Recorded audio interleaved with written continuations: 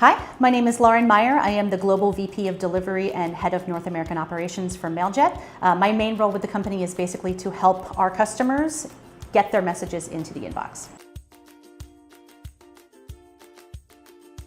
Email deliverability is essentially the likelihood that a legitimate sender's email is going to go to the inbox versus the spam folder.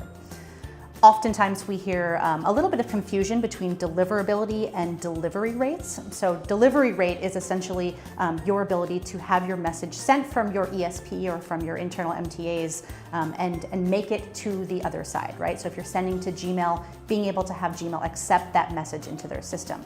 Deliverability is technically one step after that. So once the mail has been accepted into the receiving side, did it go to the inbox? Did it go to the junk folder? Or was it just dropped and is missing completely?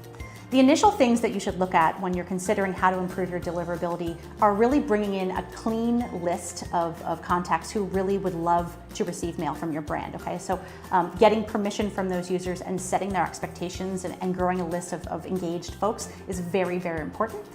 Once you've started sending your campaigns, it's very important that you review the stats afterwards, right? So take a look at your IP reputation, your domain reputation, look at your delivery rates, your bounce rates, make sure that your spam complaint and unsubscribe rates are low because those are indications of sending to users who don't really want your mail.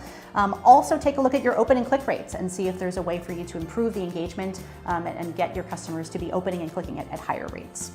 The last thing that you should do is learn from those results, right? So once you have an idea of where you're lacking, if your complaints are high, focus on that issue, trace it back to the source, right? So it's very important that you don't just say, okay, well, we've got this problem, really focus in on how you can improve upon that. And Mailjet's here to help you with that. So our customer success and customer support teams are here at any time to be able to answer those questions and guide you in the right direction on how to fix whatever issues you might find in that data.